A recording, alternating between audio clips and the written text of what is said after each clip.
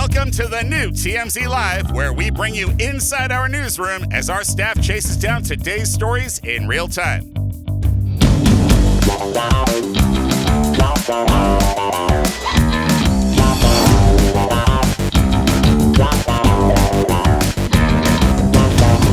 Welcome to TMZ Live. Really sad news. TMZ Sports broke a story this morning. Hulk Hogan is dead. Dead at 71 of a heart attack. The paramedics came to his home in Florida and they got a cardiac arrest call. They tried resuscitating him, taken to a hospital where he was pronounced dead. Our cameras were rolling about an hour ago from when I'm talking to you now. When all of this came down, here's how it looked. Is there any way I can talk to him? It's really important. Huh?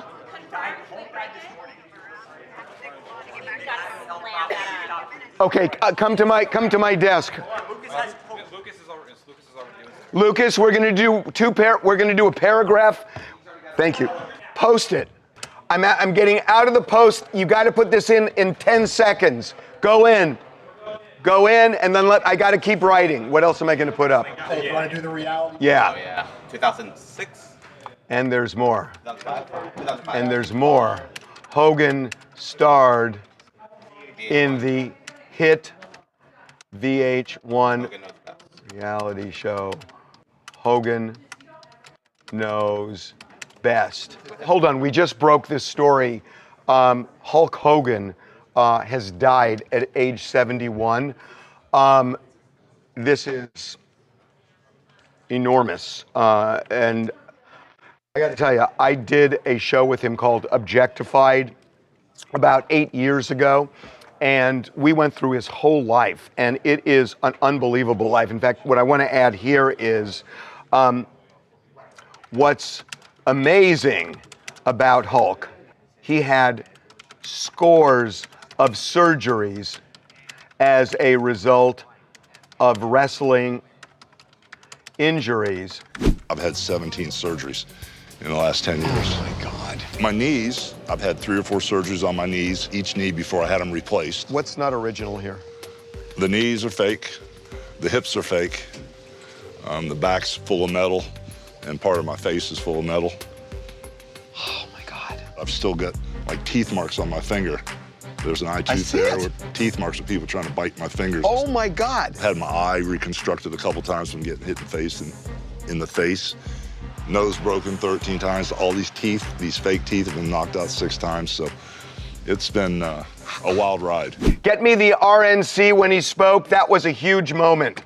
Hulk was the star of the 2024 Republican National Convention when he set the room ablaze with theatrics. What happened last week when they took a shot at my hero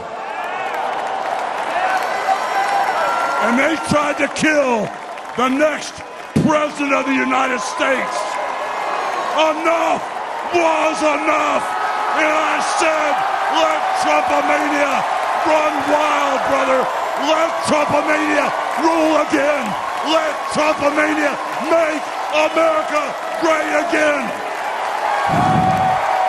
So, yeah, there is a video. Eric, do you have it? This is the frantic effort to save him. Right?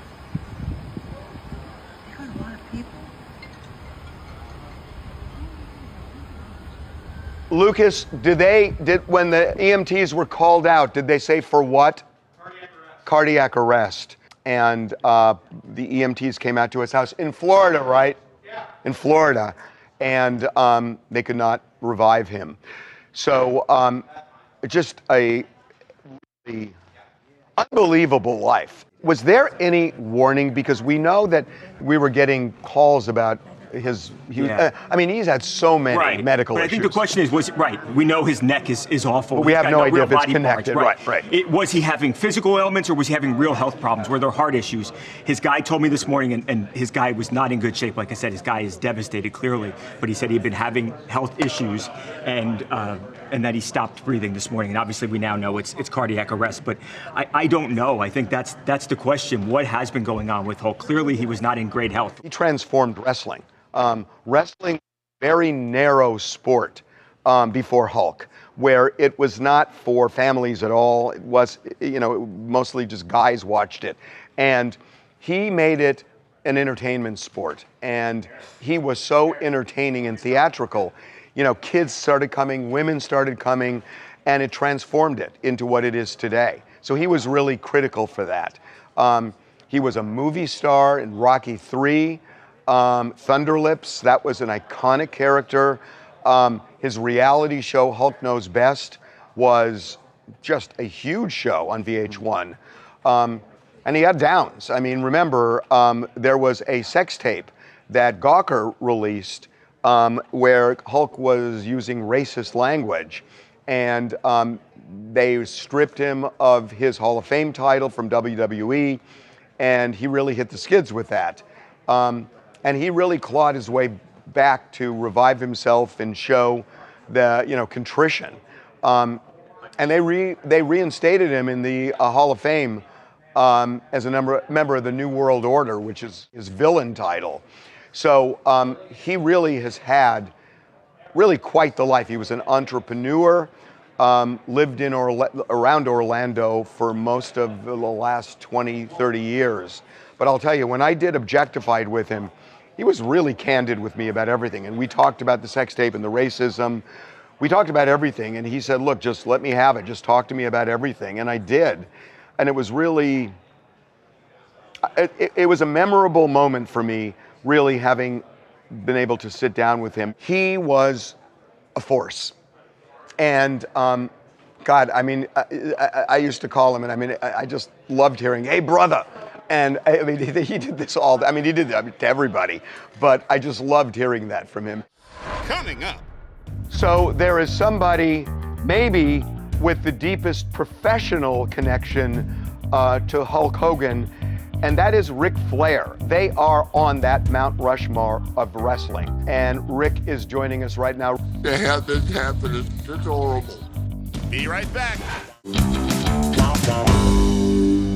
So there is somebody, maybe with the deepest professional connection to Hulk Hogan, and that is Ric Flair. Together, Ric Flair and Hulk Hogan transformed wrestling. They are on that Mount Rushmore of wrestling, no question about it. They were rivals, they were friends, and Rick is joining us right now. Rick, first of all, I am so sorry. This must hit you profoundly. More than you'll ever know. People always wanted to paint us as enemies, but we were actually very, very close friends. And we kept up with each other on a regular basis. So I just talked to Jimmy Hart yesterday, and he was fine.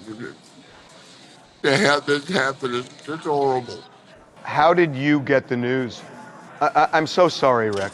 I am so sorry. Oh, I've gotten it from everybody. My phone won't stop. And that's a good thing because everybody is saying something nice. When social media can be so cruel, in this case, everybody is saying something nice. So, I knew him over the years, but not like He loved you, Harvey. I really had a connection with this guy.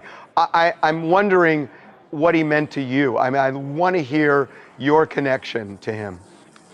Well, we had magic. I mean, it wasn't like me and Steamboat, but we just had a chemistry that was, I felt like equal to me and Steamboat, but in a different way. And he was so over. I mean, when I went there in the '90s. I had never seen anything like it in my life. And the music started, and he came down the hallway. And I mean, I would get him down for 2 minutes, and we'd have it's just an unbelievable relationship. I mean, and I'll give you an idea of how much fun we had working together. If we were doing a dark match after TV, we would go and he'd say room service and throw me in, give me the boot, and drop the big leg on me. We got back to the hotel for room service. I mean, that's how much fun we had working together. So you guys were rivals in the ring. And I'm so curious about this. Did that ever kind of bleed out into real life, or were you always secretly friends? Always friends, always friends. I'd be remiss to say I wasn't jealous that he was making so much more money than me, but it had nothing to do with him. It's just, I'm not going to bring up his name. The promotion just put me in a bad spot, but not with him ever. Are you kidding? I loved him, and everywhere we went, we drew money. It's just we had a connection, and since then we've done signings together, and like the Hard Rocks, and I keep up with him. I've been out to his bar for karaoke, and I mean, it just everybody wants to take a shot at Hulk, but he doesn't deserve it.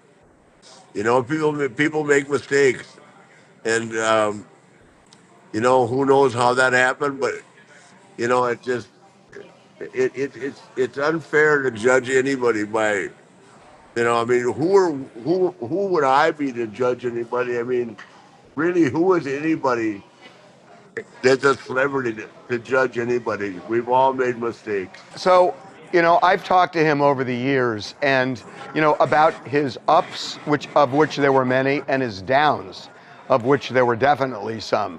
Where was Yes. he? Where was he at the end of his life in terms of his head?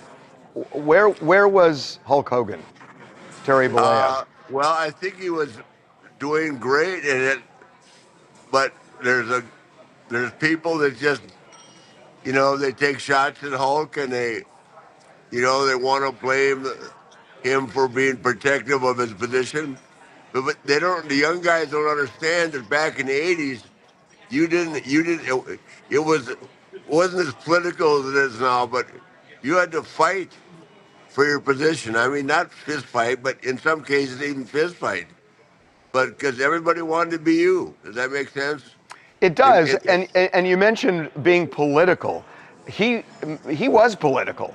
I mean, he was, I believe, the star of the Republican National Convention last year. And that, look, we're a 50-50 country, divided. And he paid a price for that even when he showed up in the ring. So I know. he was a political guy. Yeah. Well, you know what? One thing about Hulk, and I've never forgotten it. He used to say to me, It's not about who's the best worker. It's about who makes the most money." I, I hated that saying. Well, what's interesting about that saying is that kind of applied to your relationship with him, that he made a lot more money than you, and that's what mattered to him, yet you never showed jealousy toward him. No, I couldn't. I wasn't mad at him. I was mad at the promotion. I'm not going to bring up any names because now it's not a time to blame anybody. But he with me, he knew that I wanted to work with him because that meant I was on top, and we had some fantastic dealings. The match with Shaquille O'Neal as special referee, and then Halloween Havoc where Tommy Hearns, Muhammad Ali, Sherry Martel. I mean, they're never going to be called classics, but they drew money, and we drew money. And the one thing that I said it publicly at the Garden one night. My son went to 6 rehabs, and he never I, my insurance didn't cover rehab, so Hulk lent me money one time to keep him in rehab and keep him off life support. So I've never forgotten that. And I went to pay him back, and he said, "You never have to pay me back. I'm here for you." Wow. And then when I was dying in the hospital, I don't remember, but he was the first one there. So how do you forget things like that? So this is, an hour after we broke the news. So maybe it's too early, but I'm going to try. He was a complicated man. What do you think his legacy is? His legacy is he's arguably, along with Steve Austin, the biggest star in the history of wrestling. For his generation, for his generations, he was light years ahead of me. I used to go back to Minneapolis to see my mom and dad, and they weren't part of the NWA. And it's one of the greatest things I ever remember. My dad would say to me, "Everybody knows who Hulk Hogan is. They don't know you." Okay, Dad. Well, that's not true. Rick, look, I know this was really hard to come on this soon after the announcement, but we so appreciate it. And again, at least from me and from TMZ, our deepest condolences. Well, thank you. I hope everybody just stands up and says, "Man, Hulk, you're the greatest." He made a lot of people a lot of money. That he did. Thank you so Thank you, much. guys. We really appreciate Thank you, it. guys. Thanks, Rick. Appreciate it. Bye, guys. Thanks. Coming up. Last night, South Park began its new season, and they went in on Donald Trump in such a hard way. Donald Trump in bed with the devil, all sorts of jokes, and doing this on the heels of everything that happened this week. Right. Be right back. TMZ's got every freaking thing. Big celebs, big stories, big events. Justin Timberlake made Portland kids' dream come true by joining a bike bus ride. And they always listen to Justin Timberlake. Cry me a river when they fall. It's TMZ. Welcome back to TMZ Live. So, wow. Donald Trump is threatening to cancel all sorts of shows. The View, he is just relishing in what happened to Stephen Colbert. So last night, South Park began its new season, and they went in on Donald Trump in such a hard way. And what's interesting about this is South Park is owned by CBS, and CBS is owned by Paramount, and Paramount is the one that canceled Stephen Colbert, made the deal to pay $16 million over the 60 Minutes interview. So you would think maybe South Park would be a little bit scared. Look at this. Watch this. Babcock, play it. Nobody makes fun of me and gets away with it. Hey, Satan. Don't want to right now. What? Hey, relax. Come on, Satan. I've been working hard all day. You haven't been working, you've been doing your stupid memes and just around. Give me again. Oh, come on, Satan. You know you can't resist this.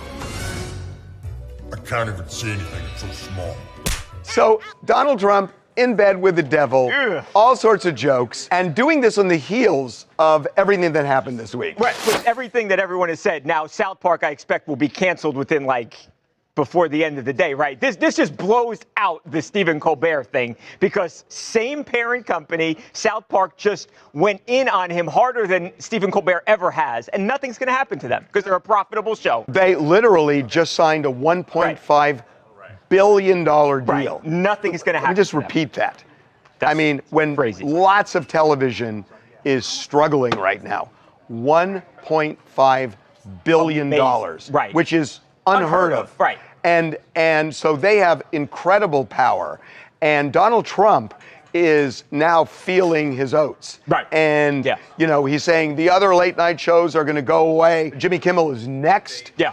And so. And maybe he's right about those, but those shows are not South Park. But the question is he trying to bludgeon the networks into canceling those other shows? Because he even said The View is next. Right. And so if that's his MO right now, and he tries to cancel South Park, he's going to fail. It's not going to happen. He's going to fail. Those other shows, they don't have the impact, they don't have the ratings, they have nothing like South Park. So if he tries to cancel South Park, it's not going to happen. Might he be able to get Jimmy Fallon's show canceled? Sure. That also likely loses money. It's not happening with South Park. Now, again, they're saying, Paramount is saying this whole thing was coincidental.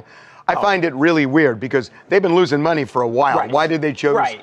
this and week? Might it have had a little something to do with it? And is Donald Trump happy? Oh, you bet he's happy. Or a lot to do with it. Or a lot to do with it. Right. But it's so interesting that the very same parent company is now dealing with this. Right. And what's interesting is that I wonder if Paramount, they must have seen this in advance. Right. Did they give it the okay? I mean, we actually reached out to the White House to see if they had a response to the South Park thing, and they did. This is what they said. They said, the left's hypocrisy truly has no end. For years, they have come after South Park for what they labeled as offensive content, but suddenly they are praising the show. Just like the creators of South Park, the left has no authentic or original content, which is why their popularity continues to hit record lows. This show hasn't been relevant for over 20 years. It has yes, that's just a ridiculous statement. And by the way, if it wasn't relevant, they wouldn't have given him $1.5 billion. Hi, I'm Marie Dial in Ireland, and South Park is back with a bang with this episode. This is classic South Park. They're not afraid to mock Trump. They showed him as a power-hungry individual who thinks he can do whatever he wants, and he gets into bed with Satan. But what's really interesting is they weren't afraid to show Paramount, who they've just signed a $1 billion deal with. So if they're not afraid to bite the hands that feed them, nobody is safe. And that's why we need to keep South Park. We need to see this on TV. So Donald Trump, hands off South Park. I don't think Donald Trump can put his hands on South Park. And by the way, I think this is going to be the first of many episodes about Donald Trump. Coming up. Bryan Coberger is now officially behind bars for the rest of his life. He disfigured the face of one of his victims. Beyond recognition. There were 15 stab wounds. This actually puts him in the category of somebody like the Night Stalker. Be right back. So Bryan Coberger is now officially behind bars for the rest of his life. But it's not over. There were documents that came out yesterday that are terrifying about what he actually did to some of his victims, but also what happened before the murders.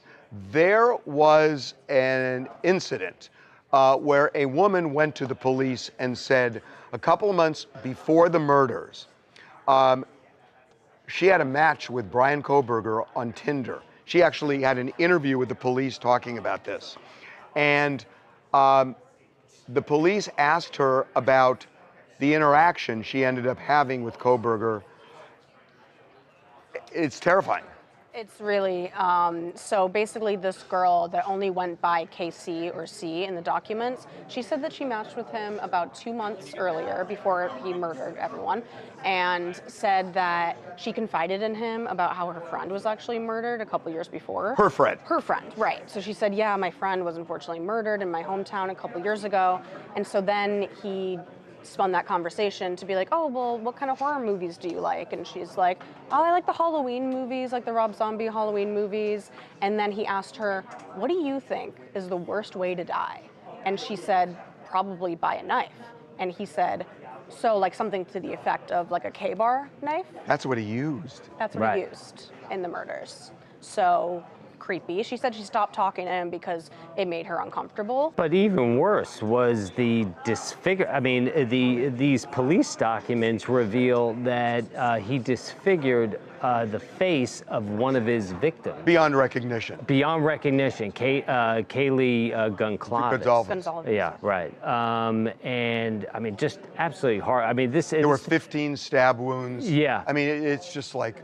I mean, this actually puts him in the category of somebody like the Night Stalker. He is like Richard Ramirez was. Absolutely. And also, these documents confirmed that Xana, who's the brunette girl, she had like multiple defensive wounds on her hands, so she fought back. She fought for her life. Now, there's also what came out was there is a guy, an inmate Right, yeah. in jail with him Right. that said he was just a weird dude. So, Go ahead. well, he said that he was super annoying because he would wash his hands like dozens of times a day. He would stay up all night and nap during the day. So this guy couldn't sleep because he could hear him like, you know, moving around at night. he also called his mom and spent hours on the phone with his mom. He was like a mama's boy. Well, I mean, that to me is one of the weirdest things about this, that his family life was not, as far as I can, everything I know about him, was normal and even loving, that his parents were not these monsters, they were the opposite. And it's just one of those things you think, there is really such a thing like as a bad seed. What I found really interesting about that, though, was, well, first of all, they said that he would video chat with his mom all day. So I'm like, why does this guy get constant video chat mom privileges? But also, this is a new mugshot that we got from Coberger, looking as creepy as ever. Expressionless. No emotion. Hi, I'm Tyler Wells from Los Angeles, and I think what's most disturbing about this new update is it suggests that Coberger may have been fantasizing about this violence long before he acted on it. The way he brought up knives, including the exact murder weapon he used, and asked about the worst ways to die, it feels like he was testing the waters and almost exploring like this dark curiosity he had. So I think it begs the question, was this a fantasy for him? I have absolutely no idea. I have no idea. To get into his head, I think, is impossible. Somebody ratted out ChuckECheese. It went down in Florida yesterday. And ChuckECheese was performing at a ChuckECheese in Tallahassee, a kid's party, when the cops rolled in and they arrested him in costume and yanked him out of the restaurant and took him to jail, and they booked him, and we have the video of this thing. So, well, your favorite part's the photo. Well, the photo is the best. Because obviously, I think, you know, he was doing a kid's birthday party, so they didn't want to take off his helmet. Is that what you call that? A hat. Well, or his costume. His costume. The head. So they detained him, put him in cuffs. No, just think of this. There are kids in this restaurant, and I don't know if you want to call that a restaurant. No shade to ChuckECheese. Well, it's shade to ChuckECheese. I mean, I guess they have shade. pizza. So they had to yank him out with the head on. So then you got to see this. So this is outside. Yeah, so watch so then this is the video. Now watch this. So he's still got the head on. They yanked the head off his head. They put it on the top of the police car, and they they take him out of his costume, essentially. Look at the I love the gloves, too. Oh, no, he's got the whole regalia on. And so they end up booking him. They take his mugshot, and they arrest him for theft of a credit card. Apparently, he was using a stolen credit card and has done it at least twice in the last 6 months. 6 months. So somehow, somebody let the cops know in Tallahassee that the person in that costume was that guy. I mean, somebody literally ratted him out. Well, they ratted out they ChuckECheese. ratted out the rat, or cops just did like investigation. I think somebody called the cops ahead and said, "I know the guy you're looking for. He's at that restaurant." I mean, it could be. Anyway, he's out on $1,000 bond, which is a lot of dough. Yeah. Hey, it's Denisha Valentine based out of Orlando, Florida. Okay, so a few things with this story. One, shout out to this man. First of all, thank God he has a job, okay? But do they not do background checks? Do they not do screenings? I mean, thankfully, these charges were not serious in a way that it could harm the kids, but these poor babies, they probably were terrified. I mean, you see Chucky getting dragged out by the police. That is their worst nightmare. No, hold on. I have a question for you. Yeah. You say it's their worst nightmare. Would it be more traumatic to the kids if they took ChuckECheese out in costume or actually pulled the head off in the restaurant so the kids would see it's not a real rat? You know what? I think him getting arrested with the hat on was better, because if they took it off, then now they have the parents have to explain Chucky's not real. Exactly. So But in a way, now the parents can say Chucky just made a mistake. He's going to, I'd rather that than they pull it off and now they have to explain. Exactly. The kids were spared trauma. Coming up in San Francisco, a man who is running for Congress. What is notable is his age, 39, and who he's running against, and that would be Nancy Pelosi. I think we're in a new political era where Democrats actually need new ideas. We have to figure out how to get wages back up and costs going down, right? Be right back. There is a big movement in this country that is kind of a seismic moment for politics. We have seen people come from out of the blue, notably in New York City. Young people who are stunning people in the political world with victories over well-established candidates. We saw it in New York City. I want to tell you about somebody on the other coast, in San Francisco, a man who is running for Congress. What is notable is his age, 39, and who he's running against, and that would be Nancy Pelosi. If he wins the Democratic primary and topples Nancy Pelosi, this could be singularly the biggest political shakeup in the recent history in the United States. It is an amazing moment. His name is Shyot Shakarbardi, and he was instrumental in getting AOC elected. He wants to do the same for himself right now. Shyot, welcome to TMZ Live. Hey, thanks for having me. So, why Nancy Pelosi? Because a lot of people think, she is such a symbol of the Democratic Party for so long that it would almost be sacrilegious to defeat her in the twilight of her career. Yeah, I understand. And I mean, the first reason is I live in San Francisco. I've lived here since 2009, so she's my representative. But beyond that, I really do think Nancy Pelosi, I respect her skill, I respect what she's accomplished, but it's kind of a politics of a different era.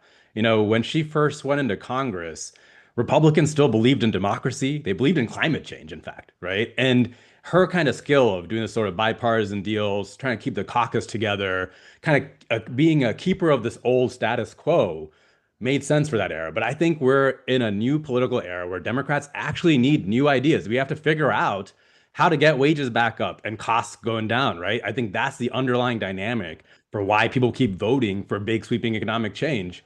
And I think we need a whole new generation of people to come in and change the Democratic Party, really take it over. Because if you look at the party right now, it's polling worse than Donald Trump, right? We're in deep trouble.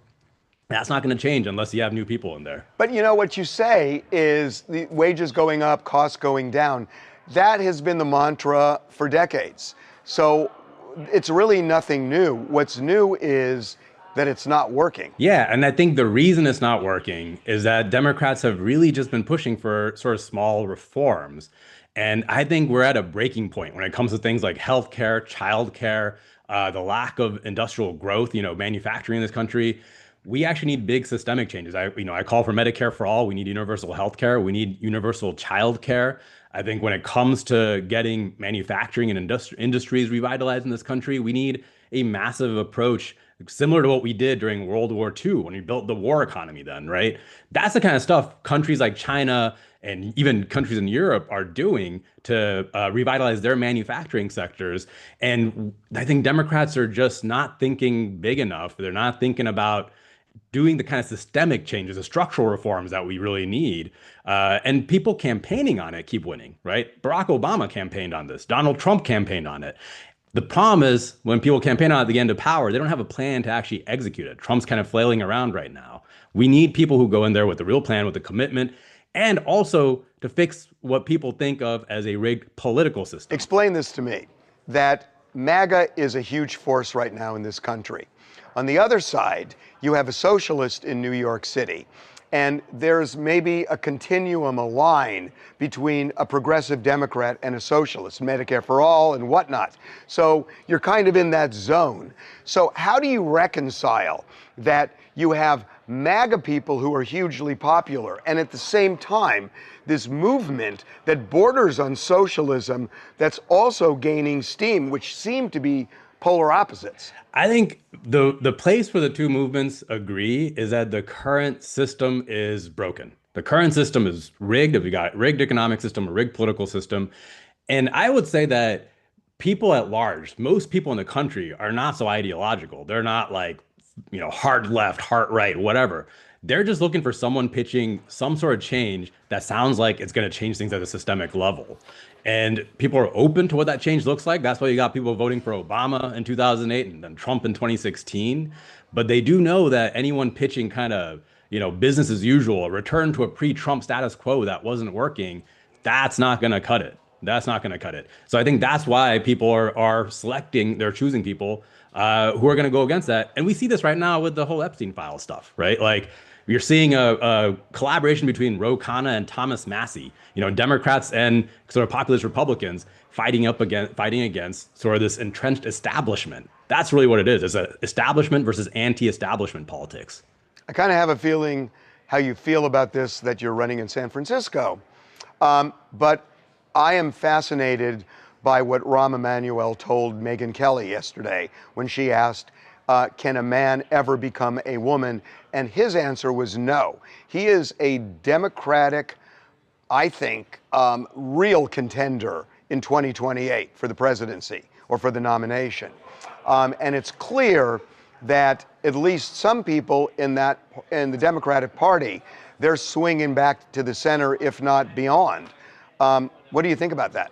I think that is a style of politics that's going to lose. What Rahm Emanuel is talking about is basically Democrats can win if we trash trans people, if we trash immigrants, if we throw them under the bus. And I think that's just completely wrong. I think ultimately Democrats lost in 2024 because people believe Trump embodied economic change at a time that people wanted economic change. And Democrats have to be laser focused on it. And we saw that in New York. Zoran won because he was laser focused on affordability and on sweeping economic change, right? I think that's what you have to stay focused on. And if you actually look at it, most people in this country are in support of trans people. They don't actually like trans people being kicked out of the military. They don't like, these huge attacks on trans people. They don't like the fact that Donald Trump seems more focused on trans people and taking away trans people's rights than he is on fixing the damn economy. You are a very successful tech guy in the Silicon Valley. Are you funding your own campaign? I'm doing both grassroots donations and I'm going to be putting in my own money. This is going to be a serious campaign. I'm going to match whatever Nancy Pelosi puts in against me because I want to make sure it's a fair race. Okay. I have a feeling we're going to be talking. All right. Shyot, I really appreciate you giving us time. Yeah, thank you. We'll talk to you soon. Coming up. In 2023, Cardi B was performing in Las Vegas. It was a really hot day. And she actually asked people if they have any ice or water or whatever. Cardi hurls the microphone at the woman who threw the water. So now, 2 years later, the woman files a lawsuit. Cardi's being sued. Be right back. Buckle up, party people. The TMZ After Dark Tour is hitting Hollywood. Join Ray J and special guests as we hit the hottest restaurants, wildest bars, and sickest clubs. DJ Miles is dropping beats as we roll down Sunset and Hollywood Boulevard. The party starts every weekend at 7 p.m. from the Hard Rock Cafe. Book now at tmztour.com. It's gonna be epic! In 2023, Cardi B was performing in Las Vegas. It was a really hot day. And she actually asked people if they have any ice or water or whatever, she could use it. So a woman, I'm going to show you this in a minute. She Tawana, let me show them. So watch what Cardi does.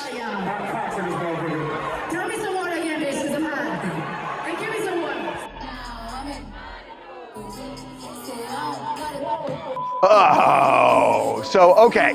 So what happens is Cardi hurls the microphone at the woman who threw the water. Now, she did say, throw me some ice or water. So the woman kind of did what Cardi had asked. Cardi was pissed off. The woman files a police report. The police decide not to prosecute, even though clearly Cardi was in the wrong there. I mean, she should not have. That's not an appropriate response, even if the woman would have thrown water at her, which she did. And even if Cardi didn't ask for it, it's still an inappropriate use of force to throw a microphone the way she did at her. So now, 2 years later, Yeah. The woman files a lawsuit. Cardi's being sued, you know, like, and you got to think too, like this microphone became a magical microphone because it got auctioned off for nearly $100K. So the woman is saying, like, seeing all that press, you know, is giving her emotional distress. Which is ridiculous. Well, I mean, so, no, I'm just telling you. all over the internet. Legally, it's ridiculous. That apparently the microphone sold for what, $99,000? Yeah, just about $100K. Yeah. Yeah, and so,